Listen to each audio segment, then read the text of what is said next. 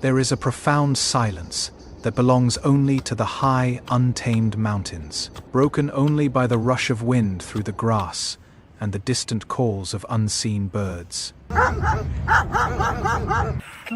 To step into this vast rolling expanse of green is to leave behind the safety of the modern world and surrender to the ancient rhythms of the earth.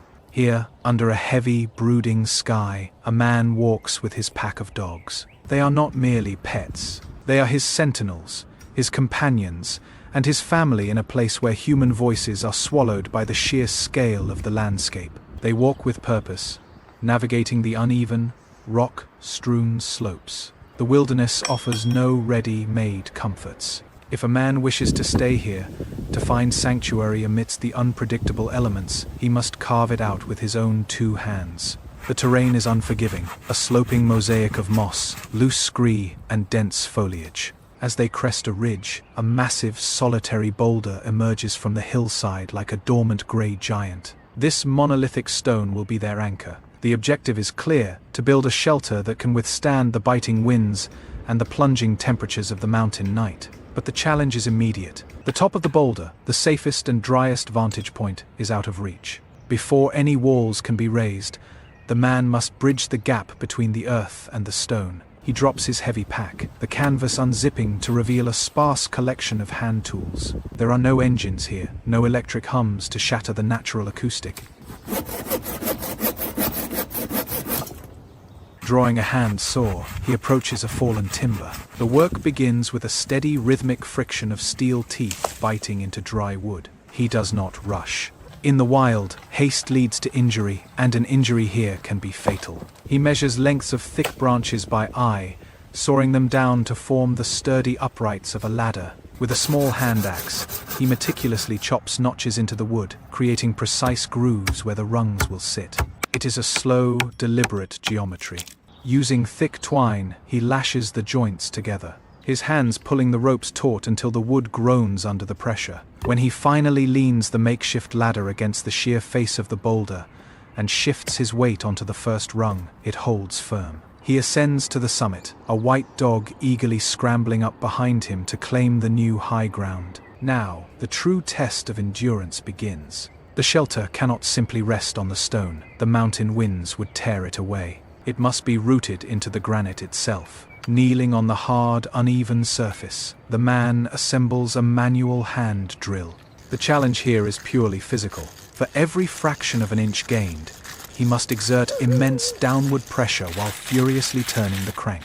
Metal grinds against ancient rock, producing a high-pitched scraping sound that echoes across the valley. White stone dust begins to pile around the drill bit.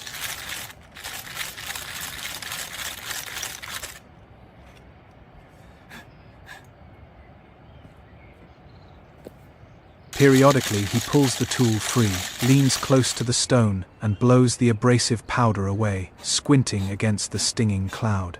He repeats this grueling process over and over, moving along the edge of the boulder, boring a series of deep, precise holes into the unyielding earth. With the foundation set, he descends to harvest the bones of his new home. He moves through the brush, selecting long, flexible saplings. Carrying bundles of them back to the rock, he begins the delicate process of framing. He inserts the sharpened ends of the saplings into the freshly drilled holes, bending the green wood into sweeping arches. The tension in the wood is palpable as he ties them together at the apex. He weaves horizontal branches through the vertical ribs, binding them with wire and cord. Slowly, a skeletal dome takes shape against the backdrop of the rolling hills. It is an architecture older than civilization, mimicking the resilient, woven nests of the birds that circle overhead. But the wilderness is unpredictable, and it rarely allows for uninterrupted progress.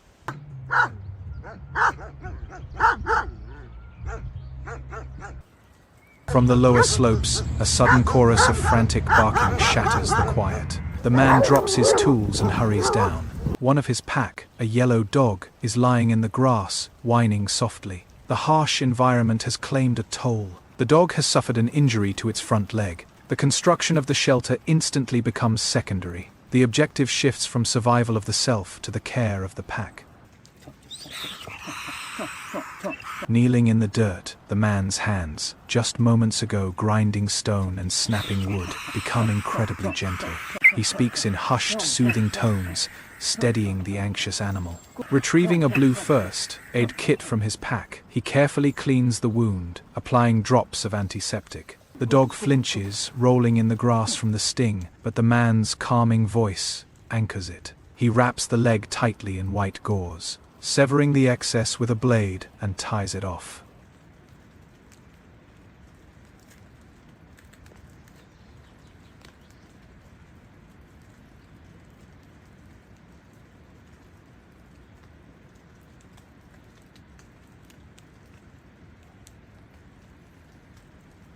With a final affectionate pat on the head, he watches the dog stand and limp away to rest. The bond is reaffirmed, they rely on him, and he relies on them.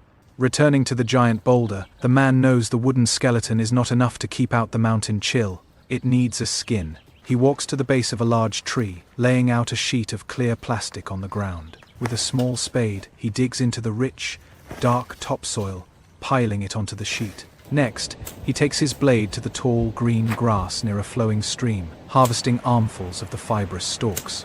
The final ingredient is water. Folding the plastic sheet into a makeshift bucket, he dips it into a crystal, clear mountain spring.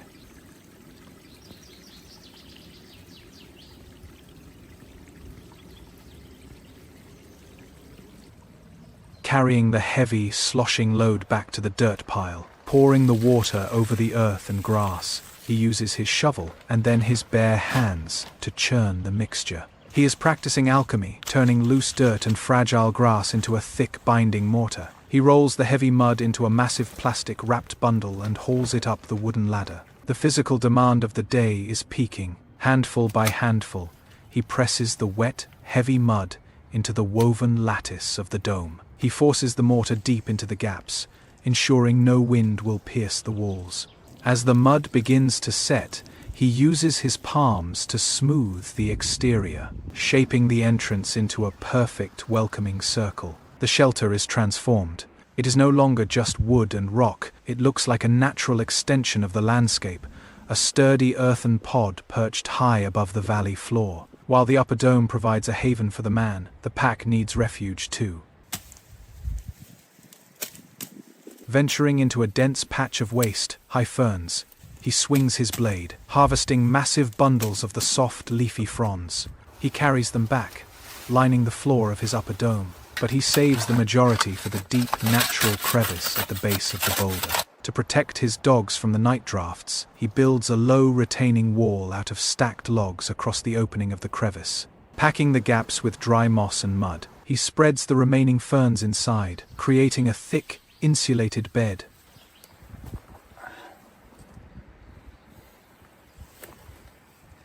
Crawling into the dark, earthy space, he lies back, exhaling a long breath of exhaustion. A black dog immediately joins him, curling up by his side. The pack is secure. The light begins to shift, casting long, golden shadows across the hills. The work of building is done, but the body demands fuel. The man leads his dogs down a steep, slippery rock face to the edge of the rushing stream. The water is freezing, a sharp contrast to the sweat of the day's labor. He washes his clothes, scrubbing them against the stones.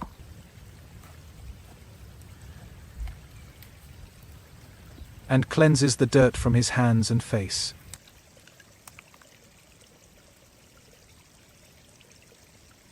Gathering dry leaves and fallen branches, he strikes a spark, breathing life into a small campfire. The objective now is nourishment, and out here, every calorie must be earned. He fills a blackened kettle with spring water and sets it over the flames. Foraging along the banks, he finds a patch of vibrant red berries, plucking them carefully and dropping them into the boiling water to steep. He sets a large, flat slab of stone directly over the fire, letting the flames superheat the rock. From his supplies, he produces a whole chicken.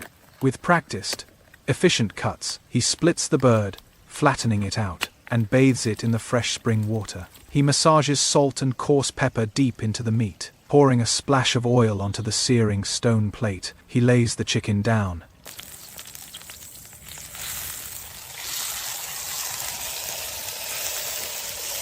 The hiss of rendering fat fills the air, mingling with the scent of wood smoke and roasted meat. He places a second, equally hot stone on top of the bird, pressing it down to cook evenly from both sides. When he lifts the top stone away, the skin is blistered and golden brown. He slices the meat, sitting on a rock by the stream to eat. But he does not eat alone. He feeds the rich, roasted chicken to his dogs, ensuring they are rewarded for their loyalty and endurance. They eat greedily, tails wagging, the hardships of the day forgotten in the warmth of a full stomach. As night falls, the temperature plummets, and the wilderness takes on a different, more ominous character. The man climbs the wooden ladder to his earthen dome, pulling his heavy green sleeping bag inside. He lights a vintage kerosene lantern, the warm, flickering yellow light pushing back the suffocating darkness. Down below, the dogs are nestled in their fern-lined den. The man zips himself into his sleeping bag. The absolute silence of the mountain night settling over the camp, broken only by the rhythmic chirping of insects. But the wild is never truly asleep. In the pitch black, a massive shadow moves silently through the brush. A wild bear, drawn perhaps by the lingering scent of cooked meat or the unfamiliar presence of intruders, ambles toward the camp. The infrared trail camera captures its glowing eyes and thick fur as it sniffs the air, investigating the perimeter. Suddenly, the silence is violently shattered. The dogs, acting on ancient instinct, erupt into a chorus of ferocious, aggressive barking. They do not retreat. They hold the line, their voices echoing off the rocks, a stark warning to the apex predator. The bear pauses, calculates the risk, and slowly turns away, melting back into the darkness. Inside the dome, the man is jolted awake. He climbs down the ladder, holding his lantern high, casting its beam into the tree line. He sees nothing but shadows, but the tension in the dogs tells him everything he needs to know. Satisfied that the threat has passed, he climbs back into his shelter, rubbing his face in exhaustion. A profound reminder that they are merely guests in this untamed world. Morning breaks with the gentle songs of birds and the soft, diffused light of an overcast sky. The storm of the night has passed, leaving a crisp, clean chill in the air. The man emerges from his pod, extinguishing the lantern. He climbs down and immediately goes to his dogs, crouching in the dirt to pet them, murmuring quiet praise for their nighttime vigilance. He walks to the spring, splashing the freezing water on his face to wash away the sleep, and pours himself a cup of the cold leftover berry tea. Sitting by the stone fortress they built together, he shares a few final biscuits with the pack. He shoulders his heavy backpack, taking one last look at the mud-plastered dome perched atop the giant boulder. It stands resolute, a testament to human will, patience, and the profound partnership between a man and his dogs. They turn their backs to the shelter and begin the long walk down the mountain, disappearing into the vast sea of green. The wilderness reclaims its silence, but the stone sanctuary remains, waiting quietly for the next storm, or perhaps for their inevitable return.